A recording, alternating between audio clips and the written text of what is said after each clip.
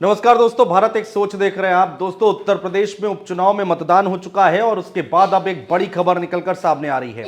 दरअसल 4 सीटें ऐसी हैं जिस पर समाजवादी पार्टी की तरफ से मांग कर दी गई है कि यहां पर चुनाव एक बार फिर से कराया जाए। ये जो मतदान हुआ है इसको रद्द किया जाए और इन 4 सीटों पर मतदान कराया जाए। वो 4 सीटें कौन कौन सी हैं? कुंदरकी की बात करें तो कुंदरकी, मीरापुर, उसके बाद कटेहरी और सीसामऊ सीट। इन्हीं सीटों पर से सबसे ज्यादा गड़बड़ी की खबरें निकलकर दोस्तों सामने आई थी और अब समाजवादी पार्टी की तरफ से कहा गया है कि इन पर दोबारा से चुनाव कराया जाए। इसको लेकर रामगोपाल यादव ने भी एक ट्वीट कर दिया है अपने अकाउंट एक्स से और लिखा है कि कल उत्तर प्रदेश में संपन्न हुए उपचुनाव समाजवादी पार्टी और संबंधित क्षेत्रों में के जिला अधिकारियों और पुलिस अधिकारियों के बीच थे, ना कि सपा और बीजेपी के बीच। जिस तरह का नंगा नाच कल पुलिस ने उपचुनावों में खासकर मीरापुर, कुंदरकी, सीसामऊ और कटेहरी में किया, वो लोकतंत्र के लिए खतरे की घंटी है। ज्यादती तो हर जगह हुई है, लेकिन उपरोक्त क्षेत्रों में प्रशासन ने मर्यादाओं की सारी सीमाएं पार कर दी हैं। मीरापुर, कुंदरकी, सीसामऊ में मुस्लिम मतदाताओं को बंदूक की नोक पर मत डालने से रोका गया। ये चुनाव रद्द हो, दोबारा चुनाव अर्धसैनिक बलों की देखरेख में होना चाहिए। तो अब लोग सवाल उठा रहे हैं कि क्या ये समाजवादी पार्टी की जो मांग है वो मान ली जाएगी? क्या इन 4 सीटों पर दोबारा से उपचुनाव होगा? ये देखना बहुत दिलचस्प होगा। प्रशांत शुक्ला, वरिष्ठ पत्रकार, हमारे साथ इस वक्त मौजूद है। तो प्रशांत, अब इस पूरी खबर को कैसे देखा जाए और इन 4 सीटों पर ही क्यों समाजवादी पार्टी मांग कर रही है कि दोबारा से एक बार चुनाव हो? देखिए, समाजवादी पार्टी आप पिछला चुनाव याद कीजिए, 2024 का लोकसभा चुनाव, उसमें सोशल मीडिया का जो एक और बड़ा अच्छा चर्चा है जब से मतदान संपन्न हुआ उसके बाद से, कि समाजवादी पार्टी ने सोशल मीडिया और खास तौर पर डिजिटल माध्यमों से जिस तरीके से अपनी रणनीति को पुख्ता किया इस चुनाव में, वो पहली बार दिखा। और वो 2 बड़े स्टेट में जहां पर चुनाव थे वहां पर वो अपोजिशन नहीं कर पाया, जो समाजवादी पार्टी ने उत्तर प्रदेश की 9 सीटों पर करके दिखा दिया। 4 सीटों पर जो मांग हो रही है, देखिए इन्हीं 4 सीटों पर कल तमाम सारे चैनल आपने देखे, हमने भी इस पर लगातार कवरेज की। जो सबसे बड़ा जो फोकस पॉइंट रहा वो इन्हीं 4 सीटों के इर्द गिर्द रहा। अच्छा। और ये 4 सीटें आप देखिए, चाहे आप कुंदरकी की बात कर लीजिए, चाहे आप कटेहरी की बात कर लीजिए, चाहे आप करहल की बात कर लीजिए, इसके अलावा आप सीसामऊ की भी बात कर लीजिए। हालांकि सीसामऊ का जिक्र उसमें नहीं है, लेकिन ये जो सीटें हैं, ये सारी की सारी सीटें समाजवादी पार्टी के झोली में गई थी 2022 में। भाई, जो जिन 9 सीटों पर चुनाव हुआ है उनमें से 4 सीटें समाजवादी पार्टी की थी, 3 सीटें भारतीय जनता पार्टी की थी, 1 सीट मीरापुर जो थी वो चंदन चौहान वहां से चुनाव जीते थे तो आरएलडी के थी, और मझवा वाली सीट जो थी वो निषाद पार्टी के हिस्से गई थी। बिल्कुल। तो 5 और 4 का मामला था एनडीए वर्सेस इंडिया का। हाँ। ये वही 4 सीटें हैं जहां पर समाजवादी पार्टी को उम्मीद से बेहतर नतीजे की संभावना भी थी। और अभी भी आप एग्जिट पोल देखेंगे, चाहे वो जी न्यूज का एग्जिट पोल देख लीजिए, उसमें भी इन सीटों को समाजवादी पार्टी के पक्ष में उसके नतीजे बताए जा रहे हैं। फलौदी सट्टा बाजार बड़ा जाना माना नाम है। तमाम सारे चुनाव में जब सारी बड़ी बड़ी सर्वे एजेंसियां फेल हो गईं, उस समय फलौदी सट्टा बाजार का आकलन सही पाया गया। तो ये जो 4 सीटें हैं जहां पर रामगोपाल यादव ने जो आशंका जताई है, कहीं ना कहीं इन सीटों पर सबसे ज्यादा प्रशासन की सख्ती भी देखने को मिली। कुंदरकी की आप बात कर लीजिए, याद कीजिए कि हाजी रिजवान का वो वीडियो जिसमें वो कह रहे थे कि 250 बूथ पर जो है एजेंट ही नहीं हमारे पहुंच पाए, बस्ते फेंक दिए गए। मीरापुर में तमाम सारे ऐसे आरोप लगे, और हाजी रिजवान ने भी कल ही लेटर लिख दिया था इलेक्शन कमीशन को कि भैया ये जो है चुनाव यहाँ का रद्द किया जाए, फिर से चुनाव कराया जाए। बहुत सारी ऐसी घटनाएं हुई हैं जिसके बाद से समाजवादी पार्टी को अंदर ही अंदर कहीं ना कहीं ये लग रहा है कि या तो प्रशासन के बलबूते जो चुनाव हुआ कराया गया उसमें धांधली हुई, और उसके बाद जिस तरीके से स्ट्रांग रूम के सीसीटीवी सामने आ रहे हैं। सीसामऊ में देखिए, सुबह सुबह समाजवादी पार्टी ने बाकायदा उसका 2-3 मिनट का वीडियो बनाया कि स्ट्रांग रूम में जो सीसीटीवी लगे हुए हैं वो 1 घंटा 15 मिनट से बंद नहीं है। 10 मिनट में सारा डिवाइस में सारा खेल 10 मिनट में हो जाता है। ऐसे में अगर 1.25 घंटे तक हाँ। सीसीटीवी बंद रहेगा। जिस विजुअल की प्रशांत बात कर रहे हैं, दरअसल वो विजुअल ये है जो हम आपको दिखाने की कोशिश कर रहे हैं। ये प्रशांत स्ट्रांग रूम का है, तस्वीर ये आई है सामने जी, ये स्ट्रांग रूम की है। अच्छा, ये स्ट्रांग रूम की तस्वीर है और इसमें सीधे तौर पर समाजवादी पार्टी के जो नेता हैं, वहां पदाधिकारी जिनको जिम्मेदारी सौंपी गई है, उन्होंने इसको शूट किया है, अपने फोन से शूट किया है। और इसको समाजवादी पार्टी की आईटी सेल ने बाकायदा इलेक्शन कमीशन को टैग करते हुए मांग की है कि इसको जो है इस धांधली मतलब को ये रोका वो जाए। जगह है जहां पर ईवीएम रखी होगी और ईवीएम को मॉनिटर किया जाता है। तो फिलहाल ये स्ट्रांग रूम की तस्वीरें जो आ रही थी वो हमने आपको दिखाने की कोशिश की है। प्रशांत भाई हमारे साथ है। प्रशांत भाई देखिए, शिवपाल सिंह यादव ने भी इस बात की चर्चा की थी इससे पहले, और प्रोफेसर राम गोपाल यादव जो हैं वो साफ साफ ये लिख रहे हैं कि ये चुनाव जो है अधिकारियों और पुलिस के बीच में था, पुलिस अधिकारियों के बीच में था और जिला अधिकारियों के बीच में था, ना कि भारतीय जनता पार्टी और सपा के बीच में था। तो ये बड़े गंभीर आरोप लगाए हैं यहाँ पर। क्या अब बीजेपी के लोग ये नहीं बोलेंगे कि हार रहे हैं तो दोबारा चुनाव कराने की कोशिश कर रहे हैं और उसकी आवाज उठा रहे हैं? देखिए, भारतीय जनता पार्टी को जो करना था वो कर लिया, और जो बचा है वो स्ट्रांग रूम की तस्वीरें हमने अभी दिखाई दर्शकों को।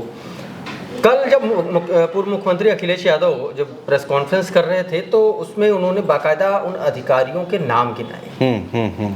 मुरादाबाद के डीएम का नाम उन्होंने विशेष तौर पर लिया, हाँ। कुंदरखी में अंजनेय कुमार का। आप ये समझिए कि वो शायद कमिश्नर हैं। जी, हाँ। उन्होंने सीधे तौर पर कहा कि और आप दूसरी बात ये देखिए कि कुंदरकी का जो वोटिंग परसेंटेज है 57% कोई वोटिंग परसेंटेज नहीं होता। 70% मतदान हुआ था 2022 में विधानसभा के मुख्य चुनाव में। तो ये वोटिंग परसेंटेज ये दिखा रहा है कि कुंदरकी में, उस कुंदरकी में जहां 62% मुसलमान वोटर हैं, वहां पर सिर्फ 57% अगर मतदान हुआ है, टोटल मतदान अगर 57% हुआ है, तो अब आप ये समझ लीजिए कि किस स्तर पर सख्ती हुई होगी चुनाव में। पहली चीज। दूसरा, जो 57% मतदान है और उसमें से 62% सिर्फ मुस्लिम वोट था। और अगर आप इलेक्टोरली रेट्रो अगर डेटा देखेंगे पिछला, तो आपको ये समझ में आएगा, किसी भी विधानसभा, देश के किसी भी कोने की विधानसभा सीट से उठा लीजिए, कोई भी मुस्लिम डोमिनेंट, वहां पर मुस्लिम वोटर्स का जो टर्नआउट होता है वो बहुत हाई रहता है। वो निकल के सामने आते हैं वोट डालने, वो आते नहीं, हैं। इस तरह से अगर देखा जाए तो फिर सारे जो भी मुस्लिम वोटर्स हैं, जितने भी हैं 62% 60%, तो वो तो पूरे वोट डाल ही नहीं पाए। नहीं, इसका मतलब वही मैं आपको समझाने की कोशिश कर रहा हूँ। हाँ। कि अगर टोटल 62% मुसलमान वोटर हैं और मतदान टोटल 57% हो रहा है, तो फिर ये फेल्योर किसका है? और अगर ये फेल्योर है तो फिर चुनाव आयोग ने अभी तक इस पर कोई सफाई क्यों नहीं? भाई, एक तरफ तो चुनाव आयोग कहता है कि ज्यादा से ज्यादा मतदान कीजिए, घर से निकलिए, इसके लिए कितने कैंपेन चलाते हैं, और दूसरी तरफ ये मतदान गिर रहा है, तो इसकी जिम्मेदारी कौन लेगा? अकाउंटेबिलिटी किसी की तो होगी। बिल्कुल, चुनाव आयोग, देखिए, इसकी अकाउंटेबिलिटी अगर चुनाव आयोग अपने पे लेता है तो कोई बड़ी बात नहीं, वो ले लेगा। देखिए, चुनाव आयोग की वो स्थिति हो चुकी है, आप उस पर कुछ भी बोल दीजिए, कुछ भी कह दीजिए, उनको कोई फर्क नहीं पड़ता है। आप देखिए, पूरा दिन, मतदान के दिन पूरा दिन ऐसी तस्वीरें सामने आई हैं जिससे मैं तो कह रहा हूँ, हिंदुस्तान के जो पहले मुख्य चुनाव आयुक्त थे सुकुमार सेन अगर जिंदा होते तो अपना माथा पीट लेते। मैं मतदान के दिन भी यही बात बोल रहा था कि पहला 51-52 का एक चुनाव था जब आधे से ज्यादा महिलाओं के नाम नहीं थे। उस स्थिति में सुकुमार सेन ने चुनाव करा लिया था।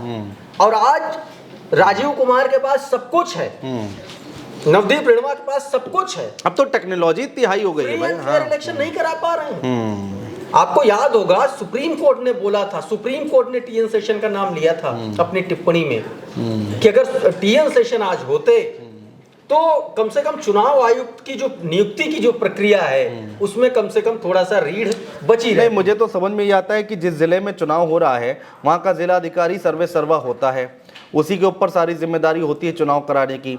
और अगर कहीं गड़बड़ी हुई है और अगर मगर की स्थिति से थोड़ा ऊपर उठ जाते हैं, क्योंकि वीडियोस हमारे सामने हैं, अब कैमरे पर सब रिकॉर्ड हुआ है, हमने देखा है, तो किस जिला अधिकारी को नोटिस जारी किया गया चुनाव आयोग की तरफ से? मुझे तो समझ में नहीं आ रहा है। 9 सीटों में से 10 लोगों को, 10 कर्मचारियों को सस्पेंड किया गया, 10 लोगों पर कार्रवाई हुई है। 2 का हमको पता चला कि वो 2 स्टार वाले हैं, सब इंस्पेक्टर। सब इंस्पेक्टर की क्या हैसियत होती है किसी भी चुनाव में? कोई हैसियत नहीं होती है। आपने सीधे तौर पर दबंगई करते हुए मीरापुर सीट पर एसओ को देखा गया। तमाम बड़े चैनल के पत्रकार से अभद्रता की गई, उसके बावजूद कोई एक्शन नहीं हुआ। नाम ले लीजिए ना, न्यूज़ 24 पे अभद्रता की गई। तो इस तरीके के तमाम सारे ऐसे वीडियो सामने आए हैं। गुंदरकी सीट पर तमाम सारे ऐसे वीडियो थे, वहां पर दिव्यांग के साथ अभद्रता की गई। महिला पे, मीरापुर में महिला पे पिस्टल तान दी गई। बताइए, अगर मतदान करने लोग वोटर अगर मतदान करने निकल रहा है और पुलिस का ये रवैया, अखिलेश यादव ने एक और पोस्ट किया है, पुलिसकर्मी हाथ में अब्धा लिए खड़ा हुआ है, ईंट लेकर के खड़ा हुआ है, आओ मतदान करने आओ, ईंट मार देंगे। ये स्थिति हो रखी है।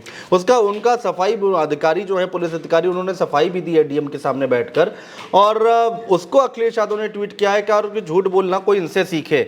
मेरे पास अगर वो ट्वीट होगा तो मैं दिखा भी देता हूँ। ये अखिलेश यादव एसपी साहब ये कह रहे हैं कि ये आधा वीडियो है। ये लिखा है अखिलेश यादव ने कि जो डीएम के साथ बैठकर झूठ बोल सकते हैं, उनकी बात का विश्वास कौन करेगा। ये अखिलेश यादव कह रहे हैं कि ये झूठ बोल रहे हैं। ये देखिए, ये है वो वीडियो, मैं फुल कर देता हूँ, कोई बात नहीं।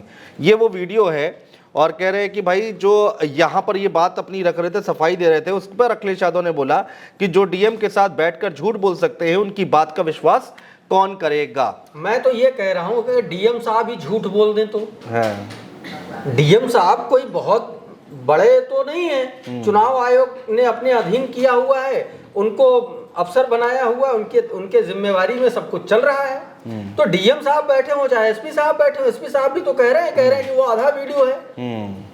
हम तो कह रहे हैं कि समाजवादी पार्टी को मांग करनी चाहिए, अगर ये आधा वीडियो है तो पूरा वीडियो आप बता दीजिए, दिखा दीजिए हमको। भाई आधे को आप पूरा करके दिखा दीजिए कि किस पर आप पिस्टल तान रहे थे। अखिलेश यादव ने यूट्यूब चैनल ने आज उस महिला का इंटरव्यू किया है जिस पर पिस्टल ताना गया मीरापुर में। उसने सीधे तौर पर कहा, उसने बयान दिया है कि ये हमारे ऊपर, हम लोग वोट डालने जा रहे थे तब ये स्थिति बनी थी। नहीं, आज अखिलेश यादव ने ये भी बोला, जब मीडिया से बातचीत कर रहे थे तो कहने लगे कि अगर निष्पक्ष काउंटिंग हो जाती है, अगर साफ गोई से काउंटिंग हो जाती है तो 9 की 9 सीटें हम जीतेंगे। इसके मायने ये भी निकाले जा रहे हैं कि अगर मगर लगाने की जरूरत कहाँ आ रही, यानी कि कोई डर सता रहा है कि गड़बड़ी हो सकती है काउंटिंग में भी। डर सता रहा है। चंदौली से समाजवादी पार्टी के सांसद ने 3 दिन पहले प्रेस कॉन्फ्रेंस करके कहा था कि स्ट्रांग रूम के बगल में एक और कमरा है, वहां पर 36 ईवीएम ला करके रखे गए हैं, जिसमें भारतीय जनता पार्टी के लेकर के दल विशेष को लेकर के, नाम नहीं लिया था उन्होंने, दल विशेष को लेकर के उन्होंने कहा था कि उसके वोट पहले से उसमें है। चुनाव आयोग को उन्होंने संबोधित किया था, चुनाव आयोग बता दे कि भाई उस पर क्या कार्रवाई हुई। सीसा में उसे स्ट्रांग रूम का वीडियो अभी हमने दिखाया अपने इस वीडियो में। तो अब देखिए, एक पार्ट पूरा हो गया, मतदान के दिन का पार्ट पूरा हो गया। अब सारा खेल अगर होगा तो वो ईवीएम में हो। और अखिलेश यादव को और समाजवादी पार्टी को ये बात बहुत अच्छे से पता है। अखिलेश यादव उन नेताओं में से हैं जो लगातार ईवीएम का विरोध करते चले आ रहे हैं। अगर ईवीएम का विरोध हो रहा है, अगर दुनिया के बड़े बड़े लोकतांत्रिक देशों में ईवीएम का इस्तेमाल नहीं हो रहा है, इसका मतलब ये है ना कि तमाम सारे ऐसे देश हैं जो लोकतांत्रिक प्रक्रिया का पालन करते हैं, उसमें ये ईवीएम एक्सेप्टेबल नहीं है। ठीक बात है। नहीं, चलिए, ईवीएम की बात तो अलग है, लेकिन अब आखिर में एक सवाल और कि क्या वाकई यहाँ पर इन 4 सीटों पर चुनाव हो सकते हैं दोबारा से? अगर हो सकते हैं, मान ली जाएगी क्या समाजवादी पार्टी की ये मांग, या फिर बीजेपी तो ये कहेगी कि भाई हार का डर सता रहा है, इसलिए जो है इस तरह के आरोप प्रत्यारोप लगा रहे हैं? देखिए, भारतीय जनता पार्टी तो ये कहे हार का डर सता रहा है, और उनका कहना बनता भी है, भाई वो राजनीतिक दल हैं, समाजवादी पार्टी राजनीतिक दल है, ये लोग जो भी कहें। लेकिन बतौर पत्रकार, जहां तक मैं समझ पा रहा हूं, जहां तक मैंने देखा है, उपचुनावों में बहुत कम संभावना होती है कि दोबारा चुनाव करें। बिल्कुल, क्योंकि ये पूरी तरीके से प्रशासनिक और सत्ता और शासन के होल्ड वाला चुनाव होता है, और बहुत कम ये देखने को मिला है। बहुत क्रूशियल स्टेज अगर हुई तो भले ही चुनाव हो जाए, लेकिन मुझे लगता नहीं है कि जिस पेस से मांग की जानी चाहिए उस पेस से समाजवादी पार्टी मांग कर भी नहीं रही है। भाई अखिलेश यादव ने कल जिस दिन मतदान हुआ था उस दिन 1 बजे प्रेस कॉन्फ्रेंस करके कह दिया था नाम ले लिया था अधिकारियों का कि आप लोगों के नाम नोट किए जा रहे हैं। शिवपाल यादव ने भी नाम नोट करने की बात कही। तो जब आप अपना टेक लेते हो तो मजबूती के साथ लेते हो। हाँ। राम गोपाल यादव के ट्वीट में वो टेक नजर नहीं आ रहा। अगर समाजवादी पार्टी इस राम गोपाल यादव के टेक के साथ चलती है तो अब तक अखिलेश यादव को प्रेस कॉन्फ्रेंस कर देनी चाहिए। ये सिर्फ राजनीतिक दबाव बनाने की कोशिश। ये मुझे लगता है कि ये एक पॉलिटिकल प्रेशर क्रिएट करने की कोशिश है, ताकि जो कहा जाता है कि ईवीएम में खेला हो जाएगा, उसको एक तरीके से आप ये कह सकते हैं कि एक पहले से प्री प्लान्ड प्रक्रिया है जिसका पालन किया जा रहा है। जैसा कि समाजवादी पार्टी ने मतदान के दिन एक दबाव बनाए रखा, चौतरफा लगातार दबाव बनाए रखा, वीडियो बना लो, वीडियो लेकर के सुप्रीम कोर्ट जाएंगे, चुनाव आयोग जाएंगे, और न सिर्फ दबाव बनाया, मतलब दबाव का नतीजा भी आया कि 10-10 कर्मचारी सस्पेंड किए गए, उन पर एक्शन हुआ। तो इसका फायदा मिला, इसका रिटर्न मिला है समाजवादी पार्टी को। काउंटिंग से पहले बेसिकली समाजवादी पार्टी ये चाहती है कि इस तरीके का प्रेशर क्रिएट किया जाए कि काउंटिंग के दिन कम से कम कोई भी ऐसा व्यक्ति जो जिम्मेदार व्यक्ति है, जिस पर काउंटिंग की जिम्मेदारी है, जिसके हाथ में गड़बड़ी करना है, वो न करे। और कहानी बस ये निकलकर सामने आ रही है कि 4 सीटों की बात यहाँ पर समाजवादी पार्टी कर रही है। मीरापुर, कुंदरकी, इसके साथ ही सीसामऊ और कटहरी, ये 4 सीटें हैं जहां पर समाजवादी पार्टी कह रही कि सबसे ज्यादा गड़बड़ियां हुई हैं। पुलिस प्रशासन ने चुनाव लड़ा है, डीएम, एसपी, एसएसपी चुनाव लड़ रहे थे। ये बात समाजवादी पार्टी की तरफ से कही जा रही है। आगे और क्या कुछ निकल कर आता है वो भी हम आप तक पहुंचाने की पूरी कोशिश करेंगे। बहुत शुक्रिया दोस्तों।